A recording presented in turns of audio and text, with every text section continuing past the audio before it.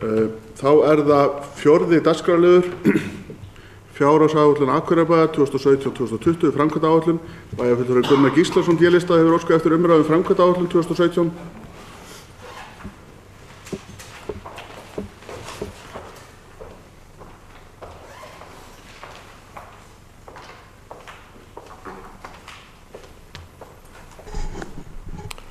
Forseti ágætu bæjarfulltrúar. Ég óskaði eftir þessari umræðu vegna þess að mínu mati að þá hverfur umræðan framkvæmdaáætlun dálítið inn í umræðan fjárhagsáætlun almennt og mér finnst bara allt í lagi að við ræðum aðeins hugmyndir okkar framkvæmdir og forgangsröðun og það sem liggur fyrir og í forgangsröðunni hvernig við viljum raða þessu niður á ár.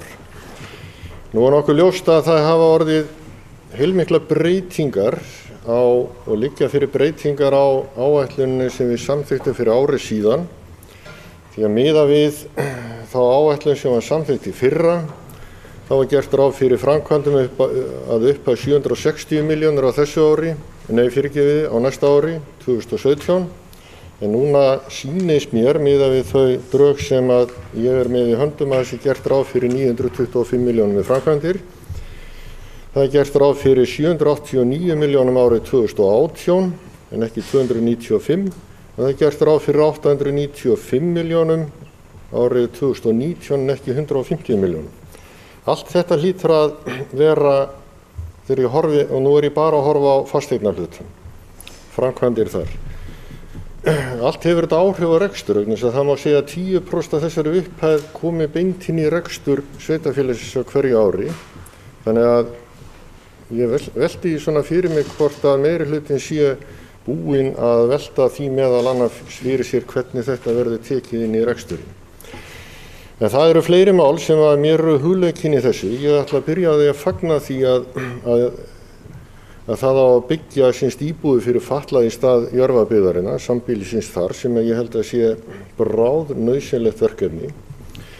Og ég fagna því að það komið á dagskrá á næsta ári og gerir ráð fyrir að það muni standa. Hins vegar bendi ég á það að miðað við þá upphæð sem sett inn í þetta, þá má gera ráð fyrir að þetta verði 6 íbúðir en ekki 5.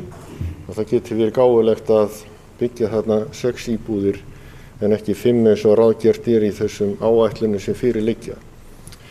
Það liggur fyrir að það mikil þörf fyrir íbúðir, fyrir sértæk úrræði fatlaðra á næstu árum og það mjög mikilvægt að gera ráð fyrir þessu. Mér sýnist nú öllu að það sé verið að huga að því í þessari áætlun sem að ég tel bara vel. En það annað sem að ég hef áhyggjur af þegar við ræðum félagsþjónustuna, það ekki minnst einu orði á öldrunarheimil. Ég veit að við erum í vanda hvað varðar öldrunarheimilin, hvað það varðar að við erum ekki að fá nægilegt fjármagn með rekstrinum og það eitthvað sem við þurfum að leysa. En við getum ekki dregið það úr hömlu og endalaust að fara í þær endurbætur sem eru nauðsynlegar þar á ákveðnum deildum. Og við ræddum meðal annars í fjárhagsáætlunargerðinni fyrir tæpu ári síðan.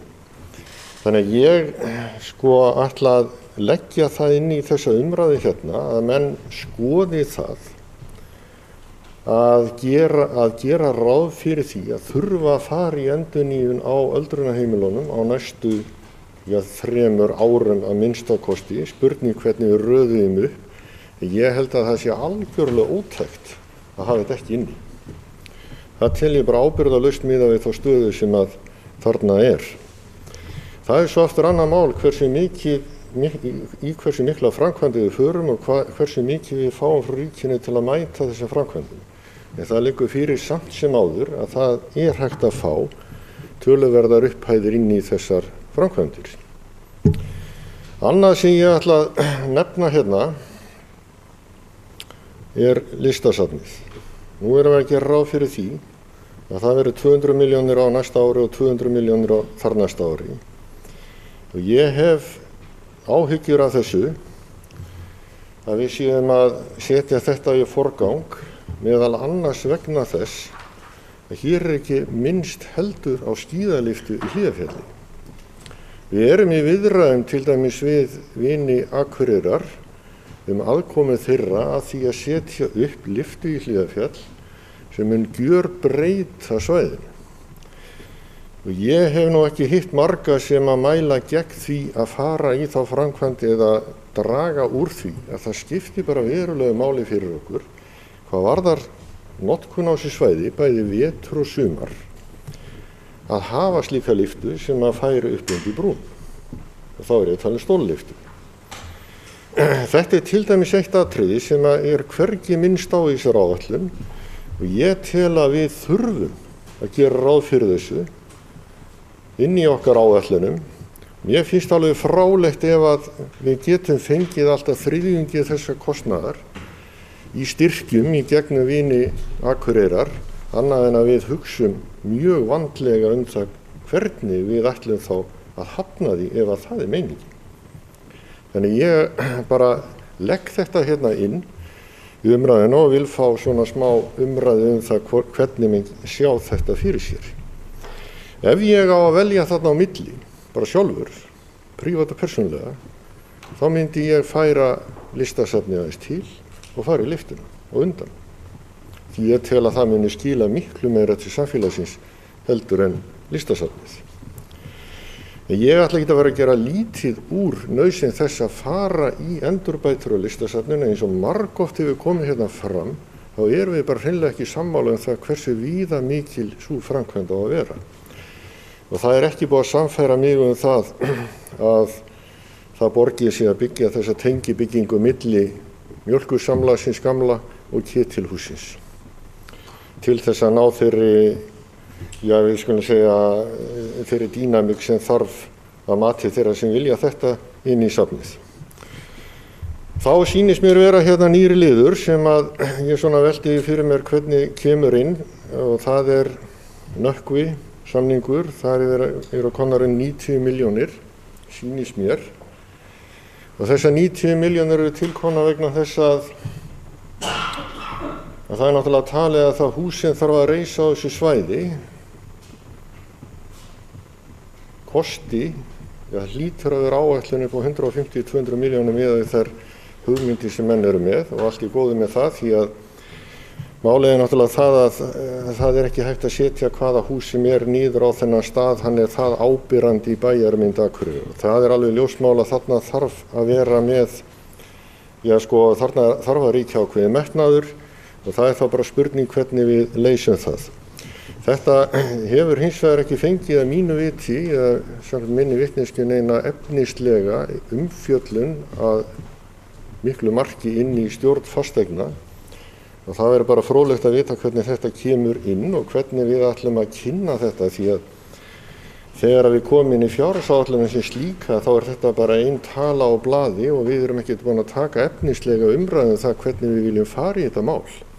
Og það bara eitthvað sem snýra þessari lýðræðinu hér og því hvernig við upplýsum hvert annað og hvernig við ræðum saman þær framkvæmdir sem tilstendur að fara í.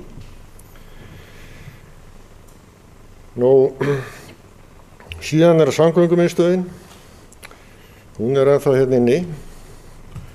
Nú rakst ég á greinagerð eða þarfagreiningu daginn þar sem verið að skoða þessa möguleikana við það að vera með samgöngumiðstöðina hér á þessu svæði við Ráðhúsið, þar sem staðsetning hennar samkvæmt aðal eða deiliskipulagi miðbæjarskipulaginu.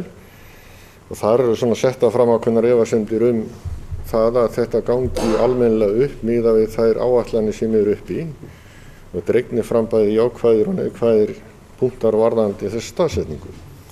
Þetta tel ég að benda frekar til þess að við ættum nú kannski að hugsa þetta mál aðeins betur. Við sjálfstæðismenn höfum allavega verið þeirra skoðunar að við vildum sjá þessa samgöngumiðstöð annars staðar en hér á þessu svæði og höfum fært fyrir því ákveðin rök. Ég svona miðað við það sem ég var að kynna mér í þessari þarfagreiningu þá get ég ekki annað síð heldur en að það sé full ástæða til að setjast yfir þetta mál aftur og hugsa það upp á nýtt. Svo eru hérna í restina ýmsa framkvæmdir sem ég sýnist vera upp á milljarð á árunum 2019 og 2020 og þessar framkvæmdir eða þessar upphæðir hafa hækkað töluvert frá því sem var í þeirri áætlun sem liggur fyrir, því það var gert ráð fyrir, ef ég man rétt, 140 milljónum 2018 og 380 milljónum 2019. Einhvern heyrðum við það að þarna væru menn að gæla við bílastæðahús. Ef það er komið milljarður þarna inn sem snýr þá hugsanlega miðbænum, þá verið að gera ráð fyrir því að Glerárgatan verði færð og hún þrengd, sem menn hafa talað að geti kostað alltaf 400 til 500 milljónir. Bara þessi eina framkvæmd áður en hægt að fara að byggja þarna. Þannig að ég held að það sé full ástæða til þess að velta því fyrir sér, bara í alvöru talað, miðað við stöðu bæjarins og annað sem að honum snýr, að breyta miðbæjarskipulaginu þannig að við þurfum ekki að færa Glerárgötuna og breyta þar með þeim byggingarreitum sem nú eru teiknaðir og skipulagðir í þessu miðbæjarskipulagi.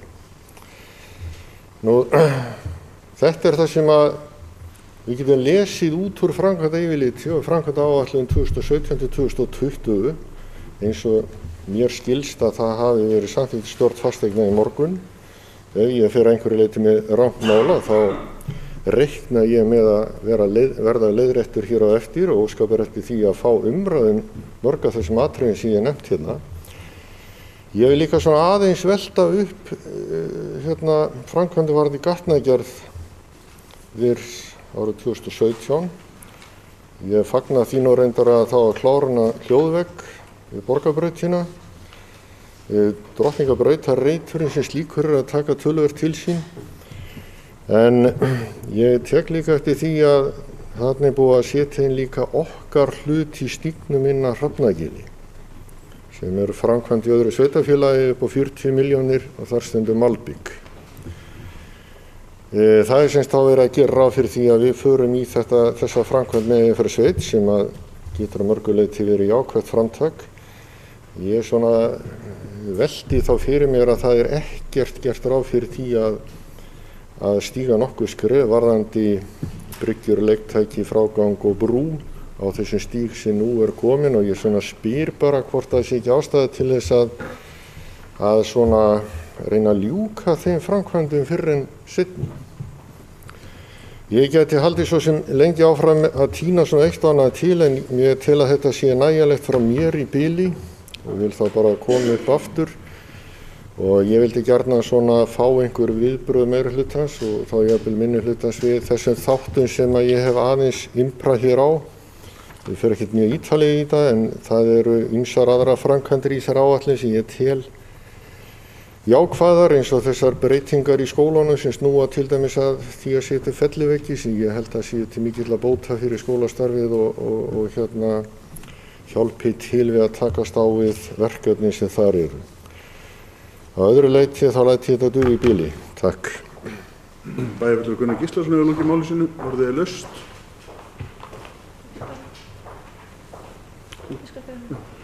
Bæjarfulltrúi Ingibjörg Ólöf Ísaksen tekur til máls. Forseti, ágætu bæjarfulltrúar, ég vil nú byrja á því að þakka Gunnari Gíslasoni fyrir að taka þetta mál á dagskrá. Það er mikilvægt að ræða framkvæmdaáætlunina sér því að ég get alveg tekið undir það að hún fellur stundum í skuggan á fjárhagsáætlunar umræðinni. En varðandi áherslur og fleira í framkvæmdayfirlitinu þá er nú kannski ekki skrítið við séum ekki sammála með forgangsröðuna og öllum atriðunum. En þarna ég vil nú aðeins kannski fara yfir, reyna allavega að svara einhverja því sem að hann kom inn á hérna, hann bæjarfulltrúi Gunnar Gíslason. Varðandi hækkunna á liðnum á milli ára á áætlunni 2017 og náður þeirri sem við samþykktum í fyrra, þá er að bætast inn þarna við erum að fara að byggja 5 íbúðir fyrir fatlaða og þar erum við einfaldlega að mæta þörfinni. Velferðarráð hefur óskað eftir því að koma þess inn á framkvæmdaáætlun á árinu 2017. Taldi ekki vera hægt að bíða til ársins 2018 og þar leiðandi við bættum við 120 milljónum inn í framkvæmdaáætlunina. Við erum einnig að gera ráð fyrir 2 smáhýsum til þess að hýsa erfiða einstaklinga og þá erum við komið 150 milljónir sem að bætast við áætlunina. Ég svona aðeins að renna yfir framkvæmdayfirlitið bara til upplýsinga en Á árinu 2017 bætist líka við Glerárskóla endurnýjun og viðbygging. Það er verið að fara í hönnun á skólanum því að það þarf að fara í mikla framkvæmdir þarna á næstu árum og við viljum vanda vel til verka og þetta er samvinna á milli Fasteigna Akureyrar og Glerárskóla. Það er einnig verið að bæta við þarna að fara í felliveggi í Giljaskóla og Síðuskóla. Það er á áætlun reyndar 2018 að fara í sparkvellina eins og við höfum rætt að fara í endurnýjun á gervigrasi og losa okkur við gúmmíkurlið. Það er svona það helsta er að á áætlun líka lóðin við Naustaskóla. Listasafnið er á áætlun hjá okkur og við höfum fullan vilja að fara í þær framkvæmdir. Þetta er vissulega stór framkvæmd en það er búið að vanda vel til verka og það er búið að hanna þetta og þá er hugsunin kannski að gera þetta í einhverjum skrefum og þetta er sett yfir á 2017 og 2018. Varðandi tengiganginn, þá er hann á 2 hæðum og það er erfitt að taka hann úr framkvæmdina þar sem að þessi gangur tengir húsin saman. Hann er inngangur inn í húsið og hann er miðja húsins, hjartað í húsinu. Og ef hann verður tekinn í burtu þá meðal annars gerir það okkur erfiðara fyrir að hafa veitingasölu þarna inni. Þannig að endaleg kostnaðaráætlun varðandi þessa framkvæmd mun liggja fyrir í desember og þá þurfum við í rauninni bara að setjast niður og ræða þetta. Það stendur til að halda kynningafund, allavega samkvæmt framkvæmdarliðinu, þá er vilji fyrir því að halda kynningafund fyrir bæjarbúa á framkvæmdinni, þar sem farið er yfir hönnunina og þá möguleika sem að húsið hefur upp á að bjóða. Og stóri hlutin líka í þessu er að við viljum veita aðgengi fyrir alla og þannig verið að bæta lyftu inn í húsið, þannig við aukum aðgengi fyrir fatlaða líka í leiðinni. Síðan er það Nökkvi, bæjarfulltrúi Gunnar Gíslason spurði aðeins út í Nökkva, þar væri nýr liður. Þetta er ekki nýr liður þannig séð en hann er að hækka á milli ára. Við gerðum uppbyggingarsamning við Nökkva til 5 ára þar sem var 15 milljónir á ári. Þeir hafa ekki nýtt sér það til fulls síðastliðin 3 ár og eiga 2 greiðslur inni. Samkvæmt samning áttu þeir rétt á 2 skólahúsum sem þeir vildu nýta sér og vildu færa yfir á svæði til bráðabirgða. Okkur leist ekki á það því að það er eins og Gunnar Gíslason bæjarfulltrúi kom inn á hérna áðan, það er ekki hvaða hús sem er sem við getum sett á þetta svæði. Þetta er viðkvæmt svæði, fjölfarið, við erum búin að eyða miklu fjármagni í Drottningarbrautarstíginn og það skiptir okkur miklu máli hvernig er staðið að málum þarna. Þannig að við fórum fram á það að það yrði í rauninni farið hugmyndasamkeppni og það bárust 2 hugmyndir. Okkur hugnaðist önnur þeirra, okkur fannst hún uppfylla flestar ef ekki allar okkar kröfur. Hún er í 2 áföngum og fyrsti áfangin hljómar upp á 92 milljónir og við munum bara eingöngu fara í fyrsta áfangan sem er bátaskilið. Seinni áfangin hann er hannaður og liggur fyrir og ef einhver aðili vill koma og það eru tækifæri fyrir meðal annars veitingasölu og ef einhver verktakar vilja koma og taka þetta að sér og reka þarna veitingasölu þá er það jafnvel í boði. Þannig að 92 milljónir fyrir þá framkvæmd sem liggur fyrir samkvæmt kostnaðaráætlun og ef við tökum þessar 45 milljónir sem liggja fyrir, 12 milljónir sem við höfum fyrir skólahúsnæði sem við söldum, þá er hinn hlutin sem við erum að bæta í framkvæmdina. Varandi umfjöllunina inn í stjórn FA, þetta hafi ekki farið inn í fasteignir, þessi umfjöllun, þá er hann ekki komin lengra. Við erum að setja þetta núna af stað, þetta verkefni. Þetta fer fyrir næsta fund Íþróttaráðs sem er á 5. daginn núna næstkomandi og ef að Íþróttaráð samþykkir þetta og tekur umfjöllun þetta og er tilbúin til að bæta inn sína innlegu, þá fer þetta inn í fasteignir til umræðu. Varandi samgöngumiðstöðina, jú, það liggur fyrir þarfagreining og mismunandi möguleikar í boði. Við höfum alltaf talað að þetta eigi að fara þarna og við erum bara að setjast niður og erum að skoða þetta samhliða miðbæjarskipulaginu og breytingum á því.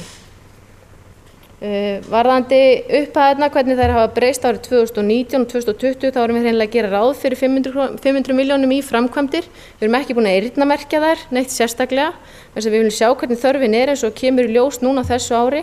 Við þurftum að bæta inn framkvæmdum vegna félagsþjónustunnar og við viljum bara hafa einhverja upphæð þarna til þess að upp á að hlaupa. Varðandi framkvæmdahlutann í framkvæmdadeildinni, þá er hljóðvekkurinn, það er alveg rétt, við erum að fara í hann og erum að fara í Drottningarbrautarreitin.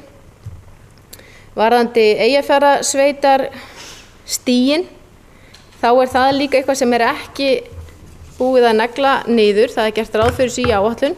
Eyjafjarðarsveit er að óska eftir kostnaðaráætlun núna í þetta. Þannig að við vitum ekki einu sinni hver endanleg tala er, en við viljum gjarnan skoða það að taka þátt í þessu verkefni. Það er ekkert fast, en varðan það þegar kostnaðaráætlun liggur fyrir þá veit ég að EFR-sveit hefur átt fund með Vegagerðinni ásamt okkur hérna hjá Akureyrarbæ þar sem var tekið vel í verkefnið en þeir gátu engu svara hvort það yrði af þessu eða ekki þar sem þetta þarf að fara í gegn samgönguáætlun og fjárlög á endanum, það þau sem ráða þessu á endanum hvernig þetta liggur fyrir og ef að það verður alltaf á jákvæða nótum þá þurfum við að setjast niður og ræða við EFR-sveit varðandi framhaldi. Þannig er staðan á því verkefni. En ég held ég hafi svona reynt yfir þetta að mestu leyti. Takk fyrir. Bæjarfulltrúi Ingibjörg Ólöf Ísaksen hefur lokið máli sínu, orðið laust.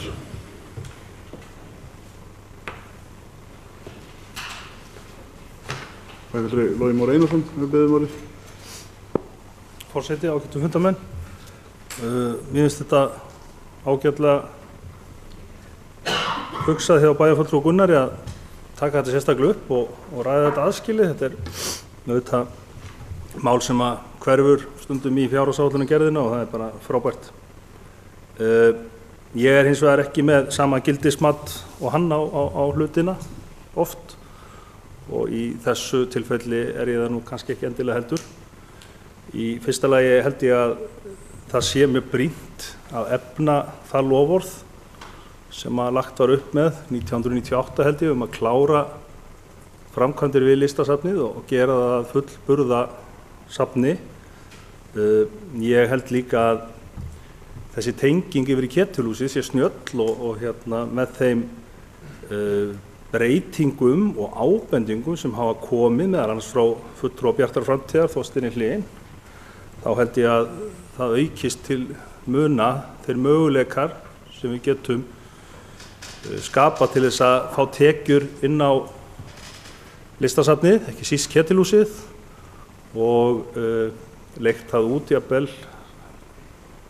sjálfstætt svona annars lagið og skapað listasafninu tekjugrundvöll. Þá er þetta líka þannig Hanna sýnist mér að það gefist þarna færi á að fækka einn starfsmann sem að ég held að séu þetta alveg ágætis innlegg inn í það að lækka þessa innri leigu þá á móti sem að bæjarfulltrúi Gunnar benti réttilega á að fylgdi framkvæmdum. Ég er nú áður búinn að tala svo oft um það að þetta er eina perlum Akureyringar í byggingarlist, jafnvel perlum 20. aldarinnar á Íslandi. Húsið er illa farið, húsið uppfyllir ekki kröfur öryggisgæslu, ekki brunavarnir, ekki aðgengi fatlara, þannig að það liggur alltaf fyrir að það þarf að fara í stórstígar breytingar þarna og ég held að þessi 60-70 milljón króna viðbót sem að getur þá orðið til þess að ná inn betri nýtingu á húsið sé býsna skynsamleg. Ég ætla hins vegar ekkert að fara að metast um það hvort er líklegra til þess að skila bæjarsjóði einhverjum arði eins og ég held að bæjarfulltrúi Gunnar hafa komist orði, Hlíðarfjall eða ný lyfta í Hlíðarfjalli eða þetta. Ég held að hvort tveggja sé nauðsynlegt og geti orðið gott innlegg í það. Svo er arður nú svo blessunulega vítt hugtak að það snýst nú kannski ekki endilega bara peninga. Þannig að ég myndi nú leggja bara þunga áherslu á að við myndum halda okkur við þetta og ýta þess ekki áfram eina ferðin enn. Hvað var að samgöngumiðstöðina? Þá er það auðvitað mjög brýnt verkefni og skiptir máli að hún sé kláruð. Mér hafa fundist hugmyndir manna þessa samgöngumiðstöð vera eitthvað á misskilningi byggðar. Hér er ekki verið að tala um aðstöðu fyrir fyrirtæki til annars heldur en að koma og taka farþega og skila þeim af sér fyrir leigubíla og fyrir strætóan okkar til þess að tengja saman og búa til net samgangna sem að hjálpar auðvitað fólki sem að sleppir í að nota einkabílinn sem er eitthvað sem að við hljótum að hugsa nýbúin að vera uppfull af áformum og hugmyndum kolefnislaust og kolefnishlutlaust bæjarfélag. Ef að það kemur svo í ljós við nánari skoðun að þetta svæði hentar ekki, þá er það bara þannig og þá skoða menn eitthvað annað. En ég er sannfærður að þetta er gott svæði og fyrir þau eru mörg rök. Fyrir því eru mörg rök, meðal annars þau að þetta er miðsvæðis í hinum nýja miðbæ Akureyrar 21. aldarinnar. Það algjörlega ljóst að miðbærinn mun ekki teygja sig lengra til suðurs en nú Hann mun alveg ábyggilega hins vegar teygja sig talsvert langt til norðurs að Glerághverfi, Glerár hérna að torgi og tengjast þessu merkilega hotni þarna Borgarbraut Glerágata sem á örugglega eftir að hýsa einhvern tímann stóra verslunar og íbúðabyggingar. Fyrir utan svo náttúrulega þá blómlegu starfsemi sem að virðist vera að færast inn í öll hús við Glerágötu, norðan við Greifan. Þannig að ég held að þetta sé góð staðsetning. Menn geta þá miklu frekar reynt eða vantar eitthvað smá upp á það að klípa smá af moldavellinum gamla sem að mun örugglega þá leysa það sem upp á vantar. Mér skilst nú reyndar að það sem sé snúnast við þetta sé einhver innkeyrsla inn á lóð vegna beygjuradíusa strætóa og svo og menn hafa nú fært litlar spennistöðar fyrir og að minna tilefni heldur við þessu. Og verið að færa eina núna held ég bara fyrir sunnan Bauta. Nú, hvað varðar breytingar á miðbæjarskipulaginu? Þá miðbæjarskipulag auðvitað ekkert öðruvísi en önnur deiliskipulag. Það sjálfsagt að skoða breytingar á þeim bara eftir því sem að nýjir tímar gefa tilefni til og nýjar áherslur skapast. Ég held hins vegar að það væri að bakka aftur 20-30 ára að fara að festa Glerágötuna enn í sessi eins og hún og það yrði nú sennilega myndi nú sennilega þykja spaugilegt í skipulagsnefndum og bæjar- og borgarstjórnum eiginlega alla álfuna og Norður-Ameríku þar sem menn eru einmitt að fara þessar leiðir að gera miðbæina meira aðlaðandi, gera hann gönguvænni, tengja hafnarsvæði við miðbæjarsvæði og annað slíkt. Ég held að þið ná sátt það að menn færi í tilraunaverkefni 1. mars sem að gengi út af það að athuga hvort að þetta myndi hafa mjög slæmar afleiðingar í för með sér og ég held við halda okkur við það áður en við förum að brydda upp á áformum manna og gleymum því ekki að slíkar breytingar þó að einhver hafi sýnt þær í skötulíki að eftir að vera búin að skoða það þá leiðir það auðvitað til þess að við rýrum auðvitað byggingamagn í miðbænum stórkostlega og skerðum okkar tekjumöguleika. Vegna þess að vissulega þó svona framkvæmt kosti að þá mun hún auðvitað vera kostuð að hluta til af lóðarverði í miðbænum fyrir utan það svo að það ekkert endilega hægt að meta það til fjár að ná að byggja upp smábátahöfn og útivistarhöfn og ferðamannahöfn sem að yrði á pari kannski við það sem við þekkjum í norðaustur Bandaríkjunum, Noregi, Húsavík jafnvel og víðar. Og þar liggja peningar líka þó þeir komi ekki endilega beint í bæjarsjóð heldur í gegnum fyrirtæki og hingað inn til okkar á lokum. Þannig að ég held að menn nú fara varlega í það en auðvitað sjálfsagt að skoða alltaf alla hluti. Nú hvað var það nökkva þá ég býsna sáttur við það að þessi leið var farin. Ég hef ekki séð þessar tillögur en gerir ráð fyrir að þær hafi þurft að uppfylla þær kröfur sem þarf að gera til þessa svæðis að það séu byggingar sem falla vel að innbæjarsvæðinu. Þetta okkar dýrmætasti kannski bæjarhluti ásamt eyrinni og mjög brýnt að vel sé að verki staðið þar og bara ánægður með að þessi leið hafi verið farin. Bæjarfulltrúi Logi Már Einarsson hefur lokið máli sínu. Næst tekur til máls Sóley Björk Stefánsdóttir bæjarfulltrúi.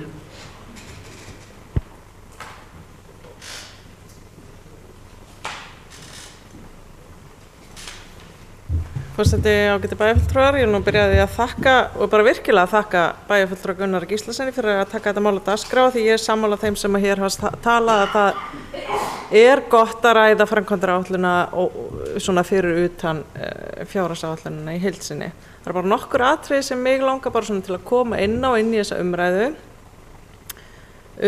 Varðandi til dæmis Hlíðarfjall þá við ekki búin að fara í gegnum þá skoðun sem að við samþykktum hvernig við ætlum að haga rekstri Hlíðarfjalls til framtíðar. Þannig að mér finnst nú ekki mjög gæfulegt að setja framkvæmdir þar upp frá í forgang fyrir að við erum búin að móta okkur stefnu í því máli. Og ég ósammála bæjarfulltrúa Gunnar Gíslasyni varðandi að listasafnið sé eitthvað sem liggi ekki á. Og mig langar að tengja það aðeins við umræðun samgöngumiðstöðina vegna þess að þrátt fyrir að hafa framan af verið mjög spennt fyrir og tala fyrir þeirri hugmynd að hér þyrfti að byggja samgöngumiðstöð, þá svona að betur íhuguðu máli að þá ég farin að hafa ákveðnar efasemdir allavega í þá áttina að við ættum að skoða málið betur það hvernig hvaða starfsemi við erum að hugsa, hvaða tilgang þessi samgöngumiðstöð hefur. Ég tek fullkomlega undir með bæjarfulltrúa Loga að þetta mikilvægt, það mikilvægt að gera tengipunkt og efla almenningssamgöngur og svona lyfta þess undir þann faramáta. Það alls ekki það ég vilji draga úr því, en það bara þetta sem hefur svona aðeins verið að veltast í höfðinu á mér, og ætla ég bara að leyfa mér að tala svona, þetta svona aðeins bara ómótaðar hugmyndir, ég má segja jafnvel að ég sé að hugsa upphátt, en það þetta með byggingar versus starfsemi og það bara þannig að það starfsemin sem skiptir öllu máli. Við erum aðeins að sjá svona og heyra þessar pælingar út allt, til dæmis í tengslum við menningarhús, leikhús, að það að verða bara svona að koma upp ákveðnar hugmyndir það að húsin séu ekki lykilatriði, heldur þetta starfsemin sem lykilatriði. Auðvitað mjög gott og gilt og það þarf oft hús, og sérstaklega á Íslandi þá þarf oftar hús örugglega heldur en í öðrum löndum. Og ég alls ekki að tala það, ég bara að segja að við þurfum að hugsa virkilega vel hversu mikið pláss, og þetta kannski eitthvað sem við getum tengt við minimalíska lífsstíl sem við kannski vill Akureyrarbær fara aðeins meir í þá áttina, að segja hvernig við nýtum við húsnæði betur. Ég hef til dæmis sagt það uppátt en ekki hér í þessari pontu, best ég segi það núna, mér finnst til dæmis allt í lagi að skoða að taka neðstu hæðinni í Ráðhúsinu undir samgöngumiðstöð. Mér finnst bara við þurfum að skoða þetta mál svolítið betur, og mér finnst það ekki, þess vegna ekki kannski alveg endilega eigi að ákveða að ráðast í framkvæmdir á næsta ári. Af því að eins og hefur náttúrulega komið fram, það kostnaður, þetta veldur rekstrarkostnaði inn í bæjarsjóði, það fjármagnskostnaður við þetta. Við þurfum að huga skuldahlutfalli bæjarins. Fæst af þeim framkvæmdum sem liggja fyrir í þessum drögum af framkvæmdaáætlun eitthvað sem ég get talað gegn. Ég meina flest af þessu bara mikilvæg framkvæmdur, því það alltaf nóga mikilvægum framkvæmdum, og þess vegna held ég að við þurfum alltaf að hugsa hvernig getum við svona lágmarkað svolítið framkvæmdirnar, hvað hver og ein framkvæmd kostar, hversu mikið pláss verið að búa til og hvernig við ætlum að nýta það. Varðandi til dæmis listasafnið, svo ég tefli því kannski listasafninu versus samgöngumiðstöðinni, þá listasafnið eins og bæjarfulltrúi Logi benti á bara mikilvægt hús í þessum bæ í svona byggingarlistasögu samhengi, og auðvitað uppbyggingin og það sem gert var í Gilinu þegar því var breytt í þessa listamiðstöð bara stórkostlegt afrek, og það líka eitthvað sem þarf að standa vörðum. Og við þurfum að hugsa vel þau hús sem við eigum, þannig að mig langar bara til að hvetja til þess að við hugsum okkur virkilega vel þegar við erum að hugsa að byggja nýja byggingar, og skoðum miklu betur hvernig getum við nýtt jafnvel það sem við eigum og hvernig við getum stundað minimalískan framkvæmdastíl, ætla ég bara að kalla það Takk fyrir. Bæjarfulltrúi Sóley Björk Stefánsdóttir lokið máli sínu, næst tekur til máls bæjarfulltrúi Gunnar Gíslason. Njáll Trausti Friðberg sem var víst á undan. Bæjarfulltrúi.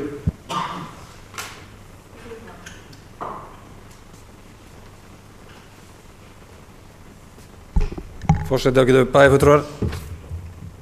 Það mjög gott að fá einmitt umræðum framkvæmda áætlun bæjarins til næstu ára, einmitt fyrir árum við ræðum fjárhagsáætlunina þá í næstu viku, og kannski líka þá kannski getum við dýpkað hana aðeins þá eftir þessu umræðu hér, og kannski komið fleiri þá svör fram eða eða hugleiðingar.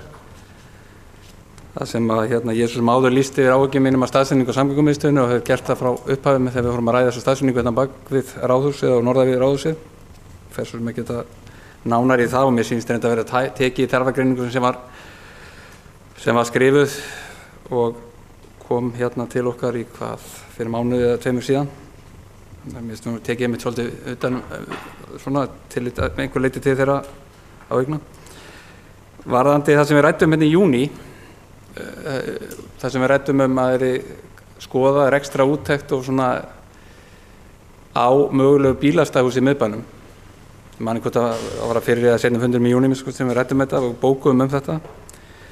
Hvort að það farið eitthvað frekar umræða það. Og þá í fyrra minni með þetta hafi verið kringu 400 milljónir sem var þarna 2019-20 sem var skilgreint eða sett að væri þetta framkvæmdir í miðbæðisvæði eitthvað svoleiðis. Nú búið að setja 500 milljónir og aftur 500, nú þetta milljarður. Og þá hvort að það sé þá einhverja frekari hugmyndir bílastæðahús eða hvort að menn með meirihlutin hafa eitthvað að skoða það að fara í þessar ekstra úttekt sem við samþykktum við bæjarstjórn fyrir 4-5 mánuðum að skoða. Það væri þá áhugavert, en ég held að það sé svolítið mikið inn í þessu umræðu að móta þær hugmyndir og raunverulega að skoða bara hvort þetta sé yfirleitt einhverju möguleikar í þessu. Og síðan hinn hlutin sem að hvort að sé búið að kostnaðargreining við erum ofta að tala þetta þegar við erum að hanna eða deiluskipuleggja svæði að það komi þá fram hvað kostir að framkvæma deiluskipulagi. Þá ég, ef við tökum næsta vess í framhaldi af þessu væri þá Glerárgatan þrengingin. Þegar við vorum kannski að ræða þetta fyrir síðustu bæjarstjórnarkosningar varðandi þrengingu á Glerárgötunni þá held ég ekki á mörgum hverjum sem voru kannski ekki þá tókum menn ekki eftir að það vera að færa götuna líka í leiðinni, austar. Og þegar maður fer svona bara fyrir einhverju vikum eða mánuðum að spyrjast aðeins fyrir þetta kostnaðar sem myndi falla til að þessu, þá hleypur hann á 100 milljónum og einhver skaut á þetta getur 400 milljóna færsla, þetta væri þarna lagnir og annað sem væri dýrt að færa og þetta væri töluverð framkvæmd. Stundum hefur maður rætt eins og með snjómóstur og annað, þessi kostnaðargreininga hvenær hagstætt bara að skilja eftir svæði undir snjómósturinn og hvenær bara hagstætt að byggja viðkomandi lóðum og þá keyra snjón í burtu. Það móti þá vantilega fasteignagjöldum og tekin bæjarins að viðkomandi byggingum.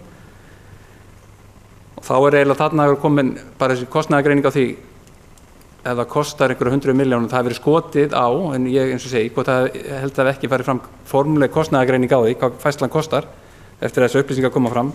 En það var skaut einhverju 400 milljónir.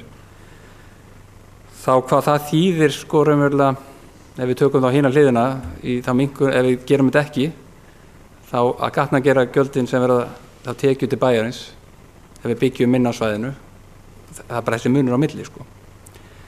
Og ég held að sé nauðsynlegt að þetta sé þá skoða einhverju alvöru að meta þetta árum við erum að fara út í frekari og þetta tengist árum bílastæðahúsinu og þannig að þetta sé bara að skoða heildarpakkin á þessu. Ég veit ekki hversu margir voru meðvitaðir það að þegar vorum að tala þrengingu á Glerárgötunni að þetta 1+1 í staðinn fyrir 2+2 þá held ég að það verið skilningu mjög marga að það væri bara að vera að færa 1 og 1 þá hinum megin við austari hluti götunnar eins og í dag. En við erum að tala að færa þetta allt austar. Þannig að það væri þá fróðlegt og hvort að það sé ykkur upplýsingar hérna hjá bæjarfulltrúum frekar þetta og pælingar, hvað menn eru konur langt í þessu. Síðan erum við kannski það sem að sé núna í framkvæmda yfirlitunum að við sjáum núna í fyrra samþykktu framkvæmda yfirlit 2016-2019 að það voru með 150 og 100 milljónir í listasafna næstu 2 árum, nú búið að hækka við 200 og 200 aftur tilbaka og ég sé líka í sundlauginni núna erum við aftur búin að hækka upp það sem var lækkað niður í áætluninni í fyrra. Þannig að það sem vorum að lækka hægraði í framkvæmdum fyrir árið síðan, nú það tölur konar tilbaka aftur inn í þessa áætlun. Þetta virðist mér til líta keimlíkt út því sem að við vorum að tala fyrir lækkunni í fyrra í framkvæmdaáætlunum. En það var kannski svona megin punkturinn í þessu og ég er sammála því þess að við ræddum með Nökkva og ég sitt nú verið í þessum hópi hérna með Nökkvasvæðið og það komu mjög snemma í þessu ferli áhyggjur af því að færa gömlu skólastofuna upp í Lundarskóla þarna niður eftir, nákvæmlega upp á þetta að þetta er sjálfsagt eitt viðkvæmasta svæði bæjarins og svolítið mikið ímynd bæjarins innkomin í bæinn að sunnanverðu að þetta væri vel að þessu staðið. Þannig að svo það komin fram. En þessar spurningar sem að ég hef kannski þetta mestan áhuga núna væri, sem sagt, og getum kannski tekið eftir viku ef menn hafa ekki frekar upplýsingar núna, hvort að sé raunverulega þessar 500 og 500 milljónir sem settir hann miðbæjarsvæðið þá 2019 og 20 minni mig, sem er komið upp í milljarð. Hvað er nákvæmlega verið að hugsa, eða hvort þessi komið eitthvað frekar hugmyndir og varðandi rekstrarúttektina þá á bílastæðahúsinu og síðan aftur á færslan og götunni hvort að síðan búa kostnaðargreinina. Það sem ég skilst það sé mikið af lögnum að undir sem að sé dýrt að færa. Takk. Bæjarfulltrúi Njáll Trausti Friðbertsson hefur lokið máli sínu. Næst tekur til máls Gunnar Gíslason, bæjarfulltrúi.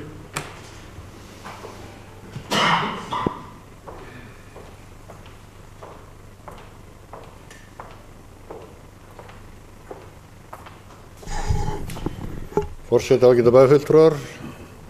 Þakka bara fyrir þær umræður sem þeir eru orðnar, en ég ákvað að koma hérna aðeins upp, kannski til að svara örfáum punktum eða skerpa á þeim. Í fyrsta lagi þá er ég ekki að leggjast gegn framkvæmd við svæði Nökkva, heldur var ég fyrst og fremst að ræða þetta út frá því hvernig málið kemur inn á okkar borð.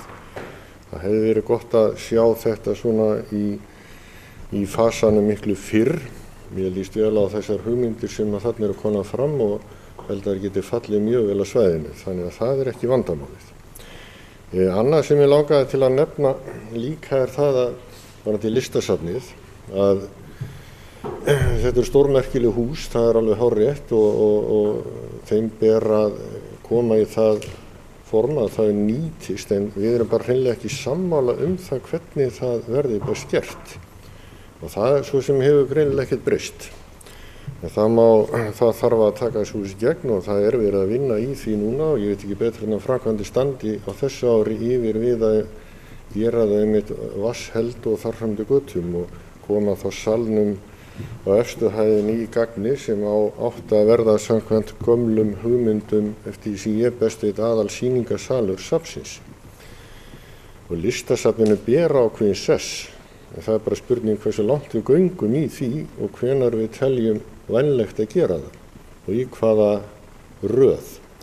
Ég hefði hins vegar líka viljað fá og hef ekki fengið viðbrögð við þessum áhyggjum mínu varðandi öldrunarheimili sem ég vildi gjarnan fá að heyra eins í meirihlutanum Og svo það hitt sem að ég kannski glemdi áðan og ætlaði að taka eins að í svona gatnagerðar framkvæmdunum að þá finnst mér vanta dálítið inn í þann pakka eitthvað varðandi umferðaröryggi við skóla.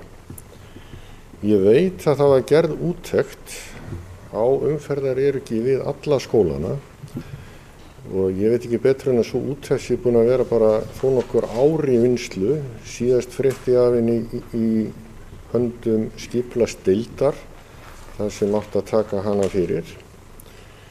Og ég nefni sem dæmi hérna svæði kringum Síðuskóla, innkeyrslan í Síðuskóla á móti Akursíðu, heitir ekki Akursíða, Akrasíða, þar sem að við erum með leikskóla í kjallaranum á Glerárkirkju og þú ert með innkeysluna á svæði Síðuskóla beint á móti og þarna er því líka umferðarteppan á hverju morgni og svo hlaupa börn þarna þvert yfir buðu síðuna inn á milli bílana. Þetta hefur lengi verið áhyggjuefni foreldra á þessu svæði og ég tel að þetta sé eitt af þeim svæðum sem við þurfum að skoða virkilega vel og reyna að leysa úr svona umferðaröryggi á svæðinu. Og það hefur verið bent á það að það hefði mátt setja gangbraut að austanverðu við buðusíðuna því að krakkarnir streyma þarna yfir buðusíðuna á morgninum þvert upp úr hverri garðhólinu á fettur annarið eða göngustígunum og skapar bara ringulreið þarna á þessu svæði sérstaklega á morgnana og í hátíðina. En ég svona velti því upp hvað er mikið af þessari áætlun inn í umferðaröryggisáætlun inn í framkvæmdunum og ég svona velti því fyrir mig hvort hún sé komin inn á borð framkvæmdaáætlunar, framkvæmdadeildar og framkvæmdaráðs. Vildi aðeins fá bara umræðan þetta, takk. Bæjarfulltrúi Gunnar Gíslason er lokið máls. Næst tekur til máls Guðmundur Baldvin Guðmundsson, bæjarfulltrúi.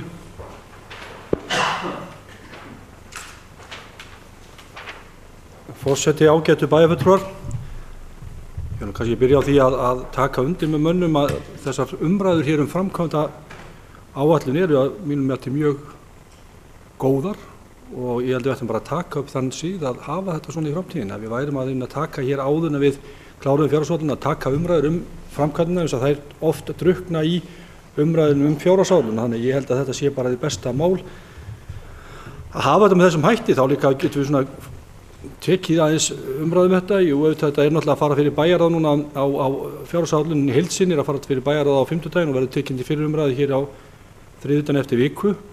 Þannig að það er svo sem nóg að gera hjá okkur en ég held að þetta sé mjög jákvæð umræða.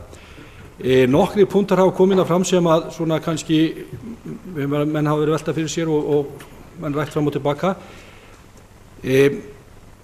Það sem kannski má segja í mörgum af þessum framkvæmdum sem við erum að fara í, þá segi ég að þetta séu jákvæða framkvæmdir. Þegar ég tala jákvæða framkvæmdir, þá er ofta því að því fylgja ekki mikil aukinir ekstrar kostnaðar fyrir utan þá þessa innri leigu sem inniheldur vaxtagjöld og afskriftir og þannig kostnað sem að því fylgir, en hins vegar erum við að þá endurbæta húsnæði sem þegar eru í rekstri og að hafa rekstrarkostnað í dag.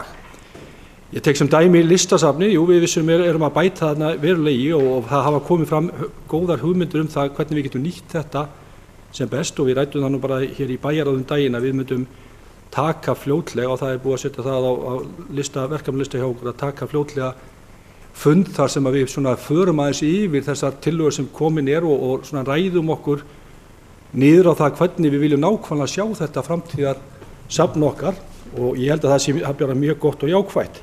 Þannig og þetta eins og menn hafa komið hér inn á afskaplega merkilegt hús og það að grotna niður, þannig að við erum að leggja þarna 400 milljónir í þetta hús, það eru miklu peningar, en hins vegar við það að skapa mínum mati framtíða verðmæti fyrir okkur og gera það líka að verkum að þetta hús er aðgengilegt fyrir alla.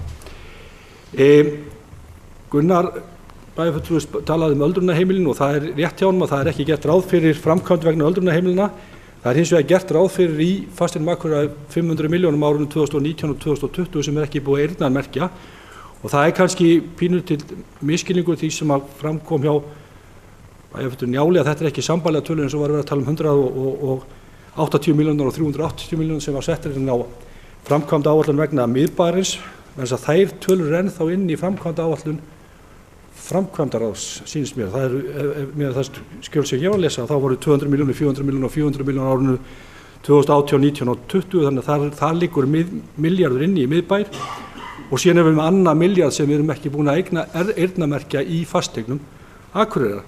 Þannig að við erum vissulega að hækka þarna verulega tölur sem voru í 3 áætlun árið 2016 eða síðasta ári, en þar náttúrulega vorum við kannski svolítið að sjá endasleft og kannski bara mistök kannski að okkar hálfu að við þurfum alltaf að gera ráð fyrir einhverjum framkvæmdum og eins og við sjáum þegar kemur tíminn líður þá bætist nú alltaf eitthvað í, þannig að ég tel að þessi áætlun sem við erum að setja núna fram sé bara mun raunhæfari til framtíðalitið, en það er líka annað að þarna skiptir líka á milli kjörtímabila og við erum að setja þarna inn á næsta kjörtímabila, þess að árið 2019 og 20 eitthvað sem að ný bæjarstjórn kemur til að fjalla líka, en við erum svona að sýna fram á raunhæfari þörf næstu ára.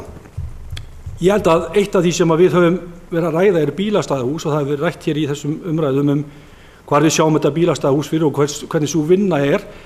Bæjarfulltrúi Logi og Tryggvi Már formaður skipulagsnefndar hafa fengið þetta hlutverk og það er þegar búið að vinna ákveðna vinnu þar hjá skipulagsnefnd og það er eitthvað sem að menn eru að halda áfram með. Menn sjá fyrir sér að þetta sé eitthvað sem að við þurfum að koma að á næstu árum og það er kannski eitthvað sem að við getum hugsanlega nýtt þessa fjármuni sem við erum þarna búin að eyrnamerkja með 500 milljónum og 500 milljónum í fasteignum. Væntanlega er þetta miðbæjardæmi þarna 200 milljónum, 400 og 400 milljónum sem eru á árinu 2018 til 2020. Það helgast náttúrulega væntanlega af einhverjum framkvæmdum vegna gatnamála í miðbænum. En í þær framkvæmd verður alltaf aldrei farið nema það að við séum vissum að það sé heppilegt fyrir okkur og það er til að mynda svo tilraun sem við ætlum að gera á næsta ári varðandi þrengingu götunar. Ég held að hún skili okkur þá niðurstöðu sem að gefur okkur möguleika á því að finna út hvort að þetta sé raunhæft að fara með þetta í þessa þrengingu sem við erum að tala og þá í rauninni getum við þá haldið áfram með það framkvæmdi sem við höfum verið að tala á miðbæjarsvæðinu. Þannig að allt helst þetta nú í hendur. Ég var aðeins bara að glugga í framkvæmda áætlun á meðan að bæjarfulltrúi Gunnar var að ræða umferðaröryggismál og hann leggur mikla áherslu á það. Ég sé ekki betur en inn í framkvæmda áætlun sé gert ráð fyrir fjármunum í umferðaröryggismál við Naustaskóla, Brekkuskóla og Síðuskóla árinu 2017. Þannig að ég held að þetta sé eitthvað sem menn er að fara að vinna í, þannig að get huggaðan með því. Það hins vegar varðandi samgöngumiðstöðina hefur líka menn verið að ræða og velta því fyrir sér hvar hún á að vera og svo framvegis. Það hefur náttúrulega komið fram skýrsla þessar og bæjarfulltrúar ættu að geta kynnt sér hana, það komið lögð fyrir framkvæmda ráðið að fasteignir. Það liggur fyrir skýrsla þessa skal ég segja ykkur samgöngumiðstöð og hvernig hún fittar inn í þetta skipulag okkar. Ég held að við þurfum bara að kynna okkur það. Þess vegna hefur við má segja líka, við erum aðeins búin að færa samgöngumiðstöðina aftur. Það er ekki gert ráð fyrir henni fyrir árinu 2018 og við erum ekkert að fara í þá framkvæmd nema við séum orðin nokkuð vissum það að hún eigi heima á þessu svæði og gangi upp. Þannig að ég held að þrátt fyrir allt þessa fínu umræðu þá held ég að við séum bara líka búin að vera að vinna ágætisvinnu í það að það er bara komið svona samfella í skipulagsmálin í framkvæmdamálin hjá okkur og ég held við séum nokkuð sammála flesta framkvæmdir. Við höfum náttúrulega þurft að bæta í sundlaugina, það hefur líka verið fært aftar, við höfum bætt þarna meðvitað í listasafnið, það er vegna þess að við ætlum kannski að gera þetta með öðrum hættu og við ætlum að samt sem áður að ræða okkur að niðurstöðu áður en við förum í þær framkvæmd og hefjum þar. En mér sýnist svona allt benda til þess að við séum þá að ræða hérna framkvæmda áætlun bæði hjá fasteignum og framkvæmdum sem sé að mörgu leyti raunhæf og eitthvað sem að verður ekki bara gott að vinna á þessu kjörtímabili heldur fyrir þá sem að starfa hér í bæjarstjórn eftir næstu kosningar að halda áfram að vinna með. Takk fyrir. Bæjarfulltrúi Guðmundur Baldvin Guðmundsson er lokið máls sínu. Næst tekur til máls Eva Hrund Einarsdóttir bæjarfulltrúi.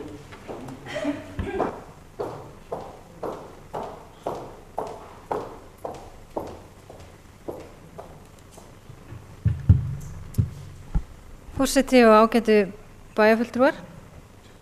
Ég tek bara undir það, mér finnst þetta bara frábær umræða og mér finnst góð tillagan hjá bæjarfulltrúa Guðmundi að bara setjum þetta sem hefð og þá hefði ég jafnvel lagt það til að við myndum halda hann fyrr heldur en núna að því að mér finnst þessi bæjarstjórn hafa sýnt það að við getum unnið rosa vel saman bæði minni og meira hluta og gert það í mörgum verkefnum. Þannig að ég hefði í rauninni bara að við leggja það til og ef við gerum það eins með þetta að við tökum kannski svolítið umræðanum bæði saman meira og minni hluti áður en að kannski kemur að hinni eiginu fjárhagsáætlunum og við þurfum að setja tölunir á blað að því eins og með Nökkva eins og það er frábært tillaga sem að ég er búin að sjá í dag að þá sé ég það fyrst í gögnum á blaði og ég hefði viljað fá umræðuna áður en ekki fá það í skilabóðum í fjárhagsáætlun. En mér finnst mjög margt jákvætt í þeirri fjárhagsáætlun sem að uppkast af. Ég vil eins og bæjarfulltrúi Gunnar fagna byggingu íbúða fyrir fatlaða. Ég held að sé löngu komin þörf á að fara í það. Aðstæður í Jörfabyggð eru ekki boðlegar þeim íbúðum sem eru þar í dag. Einstaklega mér ánægilegt að sjá þó að sé nú ekki fyrir 2018. Ég jafnvel vilja sjá það fyrir stækkun við Þrastalund því að við erum svona í tímabundnum erfiðleikum með starfsemi þar þegar við þurfum að flytja íbúða annað og því fylgir kostnaður. Eins er ég mjög ánægð að sjá að lóðin Naustaskóla er þarna inni og til það orðið löngu tímabært og eins eru þannig smáverkefni í hinum skólanum sem er ánægilegt að sjá. Varðandi sparkvellina, þetta nú ekki stórar upphæðir sem þarna liggja, þá langar mig bara að leggja til hvort við getum eitthvað aðeins byrjað á þessu ári. Maður finnur það að íbúðar eru að kalla mjög fast og hart eftir þessu. Þannig að við sýnum svona vilja til þess að koma til móts við með það að þó að þau ekki vera háar upphæðin, þá held ég líka einhverja af þessum öllum séu hvað sem komnir á tíma. Þannig hvort að við getum bara rætt það. Varðandi listasafnið, við erum kannski ekki öll alveg sammála. Ég hef alltaf sagt það, ég er ekki endilega mótfallin þessari hugmynd, en ég veist bara við ekki komin þangað að við sjáum nákvæmlega starfsemina þarna inni. Mér langar að heyra meira af hugmyndum hans bæjarfulltrúa Þorsteins Hlyns. Þannig að mér finnst mjög jákvætt að heyra Guðmundur ætlar að halda fund, því að það rekstraráætlanir sem komnar fram ekki til þess fallnar til að samfæra mig það að við eigum að fara þessa leið að tengja Ketilhúsið við listasafnið.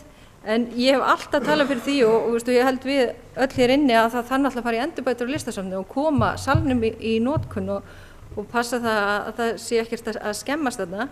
En ég vil heldur ekki útiloka hitt, en ég vil að við förum lengra og gerum þá rekstraráætlun fyrir frekari starfsemi þarna inni.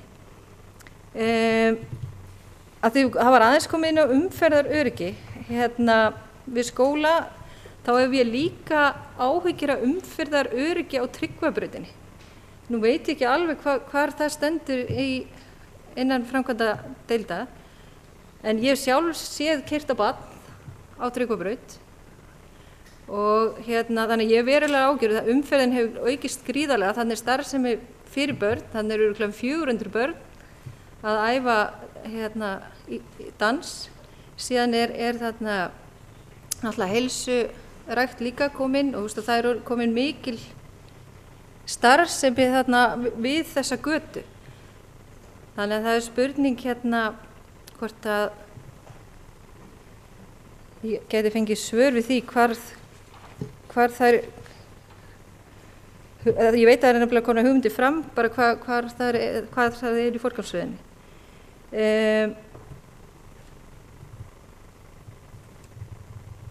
Já, ég tek bara undir, við höfum rætt þetta svolítið innan okkar hóps varðandi bílastæðahús, ég tek undir með bæjarfulltrúa Njáli að við hefði gjarnan viljað fá að vita hvar það er statt og áður en við förum í frekari framkvæmdir í miðbænum að þá held ég að við þurfum að huga vel að því hvar við ætlum að leggja bílunum.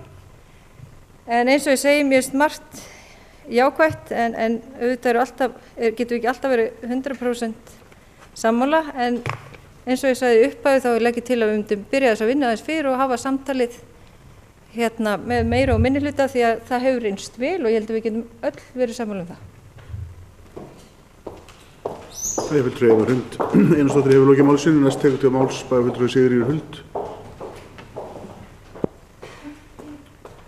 Forseti, ágætu bæjarfulltrúar, varðandi fyrirspurnina öldrunarheimilin að þá ekkert fjármagn eyrnamerkt framkvæmdum á öldrunarheimilum og eins og margoft hefur komið fram í umræðum okkar hér öldrunarheimilin, þá erum við eins og að borga töluvert miklar upphæðir af útsvarstekjum bæjarins með rekstri öldrunarheimilina. Og á meðan að við erum í svona ákveðinni biðstöðu með það að við séum ekki að fá meira greitt með þeirri þjónustu sem veitt á öldrunarheimilunum, þá finnst mér heldur ekki vera hægt að leggja til fjárfrekar framkvæmdir á öldrunarheimilunum. Þörfin sannarlega til staðar og það eru mörg verkefni þar sem þarf að fara í, en á meðan að við getum ekki rétt svo haldið úti þeirri þjónustu sem þarna, þá erum við ekki að fara í framkvæmdir. Það má alveg líka örugglega færa rök fyrir því að einhverja framkvæmdir geti til lengri tíma minnka rekstrarkostnað. En allavega eins og staðin núna, hvað verður á næsta ári eða þarnæsta ári, það verður tíminn að leiða í ljós. En staðan er mjög slæm eins og við höfum margoft öll hér inni talað Jafnframt þá vil ég bara taka undir það eins og fleiri hafa gert ég fagna því sem formaður velferðarráðs að við erum að fara að bregðast við þeim vandar sem er í húsnæðismálum varðandi íbúa sem nú búa í Jörfabyggðinni. Það er tímabært að komast í það og það þarf að vinna hratt þar. Þannig að það er forgangsmál.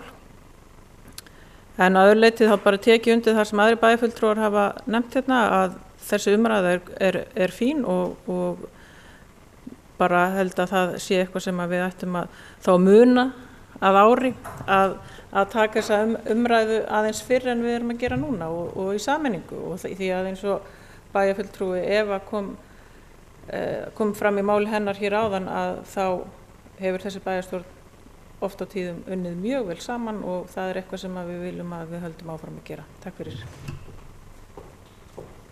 Bæjarfulltrúi Sigríður Huld hefur lokið máli sínu. Næst tekur til máls Gunnar Gíslason, bæjarfulltrúi.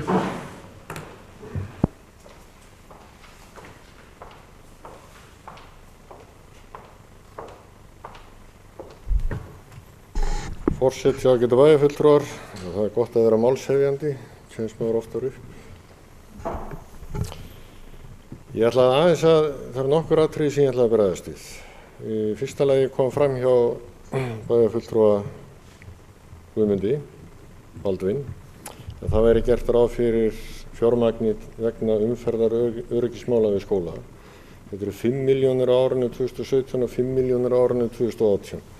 Miðað við umfang bara verkefnisins í kringu síðuskóla, þá get ég nú ekki séð að þessir fjármunir dugi langt. Þannig að ég ætla þá að kalla bara eftir og fá upplýsingar það hvað er ætlunin að gera við þessu skóla og fá að sjá það áður en að ég fagna því að þetta fjármagn sé þetta inni, þó að sé jákvætt að sjá þó allavega eitthvað. Ég ætla ekki að gera lítið úr því. Annað sko sem snýr að umferðaröryggismálum til dæmis í síðuskóla vil ég nefna, vegna þess að ég veit ekkert hvort þið gerir ykkur öll grein fyrir því að nemendur í 5. bekk og upp úr þeir labba í sund niður í Leirarskóla. Og þá fara þau sem yfir Hlíðarbrautina og Hlíðarbrautin er frekar það er mikil umferðarþungi á þeirri götu og það hafa margir foreldrar áhyggjur af umferðaröryggi sinna barna á þessari gangbraut sem er þarna á horni Teigasíðu og Hlíðarbrautar. Og ég er ekkert endilega viss að margir foreldrahópar hefðu nú sýnt þá þolinmæði sem að þessi hefur sýnt hvað þetta atriði varðar. Og ég held að sé bara full ástæða til að skoða þetta með bara mikilli alvöru. Hvað er hægt að gera þarna? Það gleymdist nú að nefna hérna varðandi lóð Naustaskóla, það er jú jákvætt að það verið farið í hana, en ég fór að velta því fyrir mér, er búið að hanna breytingar á henni sem sýna okkur það að það dugi 60 milljónir í hana, vegna þess að hér fyrir ári síðan eða svo að þá voru nú 100 milljónir áætlaðir í þetta og það verður kannski ágætt að fá að vita það. Í þriðja lagi að þá tel ég fulla ástæðu til þess að fara í lyftunni í Hlíðarfjalli þó að það sé ekki búið að gera úttektina sem að endanlega það hvort að við getum sett þetta reksturinn á Hlíðarfjalli í útvistun eður ei, vegna þess að þessi lyfta hún mun gjörbreyta svæðinu þannig að það er miklu meiri líkur til þess að einhverjir aðilar hafi þá áhuga á því að fara þarna upp eftir, taka þetta svæði að sér og reka það og byggja einhverju leyti upp þegar að þessi lyfta er komin. Þannig að ég tel fulla ástæðu til að skoða það mjög alvarlega. Og síðustu langaði mig til bara að ítreka það að því að það er gert ráð fyrir 5 íbúðum eins og þetta er sett upp í planinu með íbúði fyrir fatlaði sem á að komist að Jörfabyggðar. Ég held að við hljótum að horfa á það að þarna verði 6 íbúðir en ekki 5 og bara vonast til þess að við séum öll sammála það því að það er raun og veru óráð að vera með færri íbúðir í svona kjarna. Þar með getum við hugsanlega leyst mál sem að liggur á Þrastarlundi núna og svona aðeins gefa okkur tíma til að hugsa málefni Þrastarlundar til lengri tíma. En öðru leyti þá bara þakka ég umræðina og vona að þetta skili einhver inn og ég sammála því að við erum að sjálfsögðu að hafa þetta sem skipulegan þátt í umræðum bæjarstjórn framvegis. Takk. Gunnar Gíslason bæjarfulltrúi lokið máli sínu. Næst tekur til máls Logi Már Einarsson bæjarfulltrúi. Forseti, bæjarfulltrúar, ég get tekið undir það með Gunnari að það sjálfsagt að skoða það að vera með 6 einingar í staðinn fyrir 5 en ofar komistu náttúrulega ekki samkvæmt lögum að við minnir. Mér langaði aðeins að nefna í sambandi við þessa samgöngumiðstöð. Ég algjörlega hjartanlega sammála bæjarfulltrúa Sóli að við eigum að halda mannvirkjagerð í lágmarki og sýna hóf í því en að því að orðið dálítið dramatískt og stórt og kannski eru einhver að hlusta á okkur, þá allt í lagi að menn átti sig á því að þessi samgöngumiðstöð hún 150 fermetrar eða verður, sem það bil sem að lítið einbýlishús án bílskúrs í Lundahverfinu til dæmis. Þannig að við erum ekki að tala um stórt umfang, enda umferðarmiðstöð snýst ekki bygginguna, hún snýst auðvitað fyrst og fremst bara að búa til punkt þar sem að faratæki geta komið og skipst á viðskiptavinum. En í svona byggingu þá náttúrulega þurfum við afgreiðslu, við þurfum salerni, við þurfum litla biðstofu, þannig að þetta allt í hófi. Og ég held að það sé bráðsnjöll hugmynd að nýta þetta við bara ráðhúsi og ef hægt að nota bara fyrstu hæðina.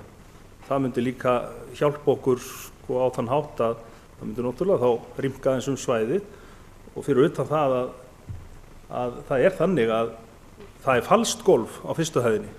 Þannig ef við lækkum það og tökum það burtu og notum gólfið sem var í gamla daga þegar slökkvilið notaði neðstu hæðina og keyrði vestana, þá erum við komið með líka mannvirki sem með 1,5 lofthæð sem hentar ágætlega í þetta, þannig að ég held að þetta sé alveg bráðsnjöll hugmynd. Aðeins varðandi listasafnið,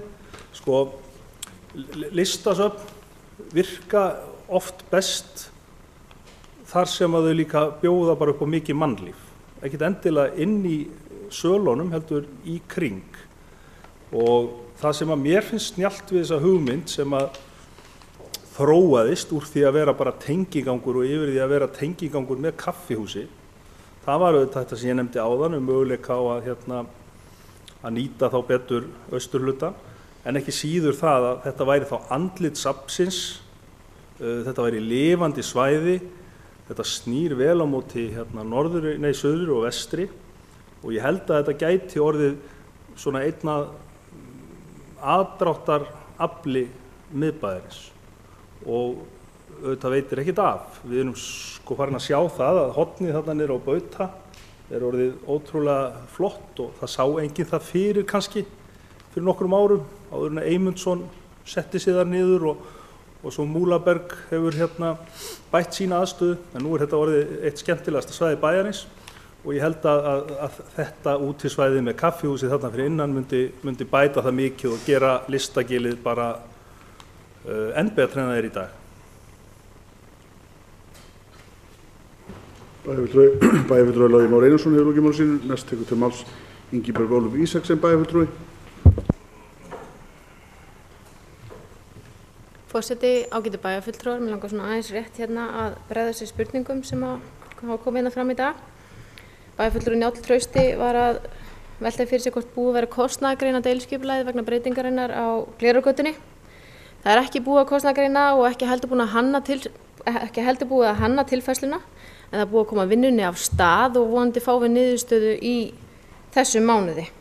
Og mér kannski mikilvægt líka að koma því fram að framkvæmdin þessi tilraun varðandi þrengingu götunnar, þessi framkvæmd afturkræf. Það svolítið mikilvægt að það komi fram líka, fólk átti sig á því að þetta bara tilraun sem við erum að kanna, athuga hvort það gangi og það hægt að taka þetta tilbaka. Varðandi umferðaröryggi við skóla, bæjarfulltrúi Gunnar Gíslason kom inn á þetta áðan og bæjarfulltrúi Guðmundur svaraði honum. Gert ráð fyrir 5 milljónum á næsta ári og 5 milljónum á þar næsta frá framkvæmdadeildinni. Það líka hlutur frá Fasteignum Akureyrar sem á eftir að bætast við þessa upphæð. Þetta deila kostnaði út af þessu. Varðandi framkvæmdina þá það samkvæmt samþykktu skipulagi. Þannig að það hægt að kynna sér framkvæmdinar þar, en það sem ég get kannski upplýst varðandi eins og til dæmis Brekkuskóla, bílastæði þar, það verið að hugsa inn- og útakstur, sérst að útaksturinn eða innaksturinn verði þá aðeins austar á bílastæðinu. En þið geta endilega kynnt ykkur þetta á samþykktu skipulagi. Varðandi umferðaröryggi við Tryggvabraut, þá kannski hægt að tengja eina framkvæmd við öryggið, þó það sé ekki endilega eyrnamerkt sem umferðaröryggi. Þá það sérst hringtorg sem verður búið til á Tryggvabraut og Hvannavöllum vegna framkvæmda, vegna versluna sem á að koma þarna á reitnum á horninu og mun mögulega hægja á umferðinni líka þar. Til að svara bæjarfulltrúa Sóleyju Björk varðandi Hlíðarfjall, þá var tekið meðvituð ákvörðun það hjá Íþróttaráði og það hefur verið rætt hér í bæjarstjórn að halda áfram upptöknum hætti varðandi reksturinn Hlíðarfjalli. Við viljum halda áfram eins og við munum að öllu óbreyttu. Við erum samt sem áður að vinna líka að útboðsgögnunum. Útboðsgögnunum munum þá innihalda það framkvæmdir sem við förum í núna ef af verður við förum í lyftu. Þannig að þetta allt bara til skoðunar og allt opið í þessu. Varðandi sparkvellina, bæjarfulltrúi Eva Hrund kom inn á það að flýta framkvæmdum. Við teljum það ekki nauðsynlegt eins og það ekki komið tími á viðhald. Við erum að bregðast við fyrr en þörf á. Við erum að taka þetta inn á árinu 2018 og við erum þar alveg að flýta þessu viðhaldi sem átt að vera að koma jafnvel 2 árum seinna en það og til þess að bregðast við þessari umræðu. En það kannski vert að benda á það að það kom rannsókn, þar sem tekin voru sýni af völlunum frá Heilbrigðiseftirliti Norðurlands, þar sem þau töldu í rauninni ekki nauðsynlegt að bregðast við strax, það væri hægt að halda þetta en skipta gúmmíkurl samhliða viðhaldi.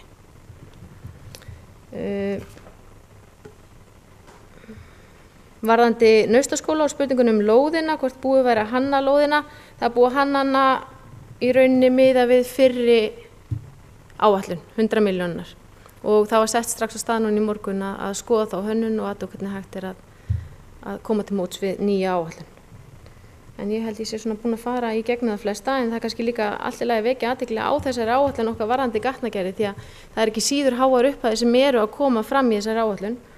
Og það var starfsmönnum að falið það í morgun meðal annars að útbúa 10 ára áætlun í endurbyggingu og viðhaldi gatna sem þá lifandi skjal sem við gætum fylgst með og mikilvægt að vera meðvituð En kannski svona eitt til upplýsinga áður en ég vík hérna úr ræðupúlti.